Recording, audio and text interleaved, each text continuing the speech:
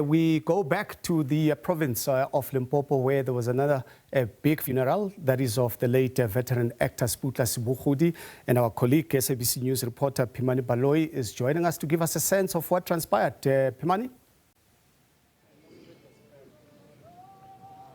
Tabiso, good afternoon and good afternoon to our viewers. It has been an emotional day here in Polokwane. We're currently coming to you live from the Silicon Cemetery, where the burial ceremony and opening ceremony of the tombstone is just finalized. This has been a very eventful funeral service filled with music, celebrating Mr. Seputla Sebogodi's life through song and dance, speaking about his love for the arts, but specifically for music and acting, but also for grooming the next generation of actors and, actors and artists.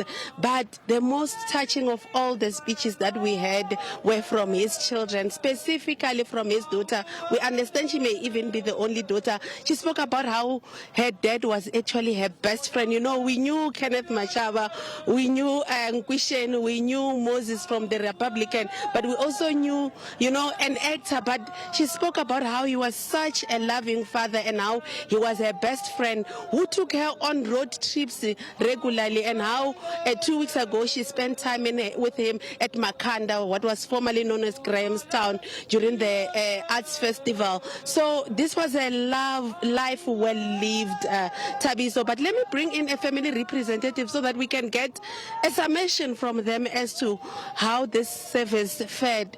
Thank you so much, sir, for your time. It's been a long ceremony. Now we know he has been laid to rest, and we know that tombstone, a very big one, if I may say to our viewers, with 3 layers. One, his picture, another like a beautiful one. Let's talk about, it's been a long week and it has finally come to an end. How is the family feeling? Thank you so much. It has been a really eventful past couple of days.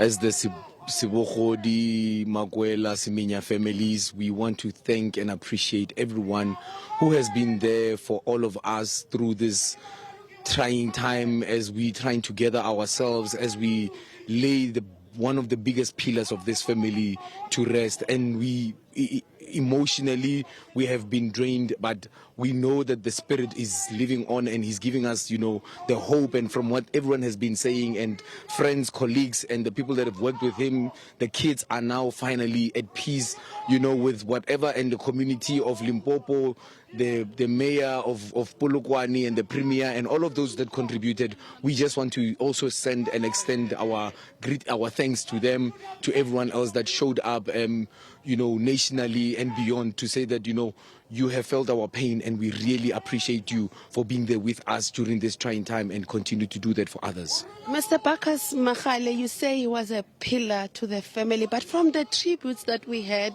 from his colleagues, it appears it wasn't just his family that saw him as a pillar.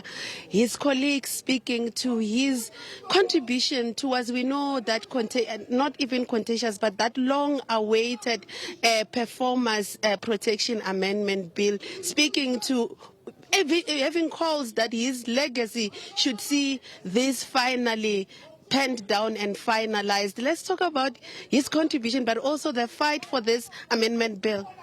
Yes, he has been a pillar in his industry the most. And one thing that we love and we appreciate about him is that even though that was the case, he was still a present father, he was still a present uncle, a present husband, and with all of that, making sure that he's still a present artist. And he's not only just present on screen, he's also present off screen, in making sure that such a bill comes to pass, and not just being able to say, I want to take side, I want to do this, but being able to stand with those that stand for the truth and stand for what he believes in the most, which is this industry that even in his last days, it led to him to being, celebrated and being who he is today. And we really appreciate that, for that he still played a role. Even in the books of history, we'll remember him as he goes.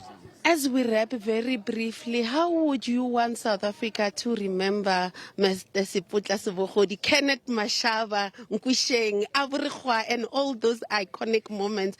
What does the family want South Africa to have in their hearts when they think of him? You know what? As sad as it is, and he was a diehard Pirates fan. He was a loving father. He was always present as an uncle. He was always present as a father, as a husband.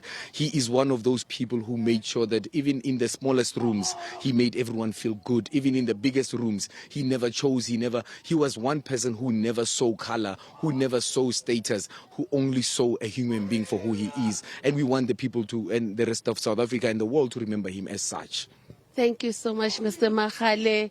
Tabiso, there you have it from the family of Mr. Seputla Sebogodi, who've just laid him to rest and unveiled a beautiful tombstone in his honor, saying that South Africans must remember him as a talented and loving individual who dedicated his life to, developing the arts in South Africa. But he was also somebody who was able to balance his time, being able to spend time with his loved ones, a good father, a good uncle, as he was described. From us here, the team, the SABC News team in Polokwane, to you in studio, it's a wrap, Tabiso.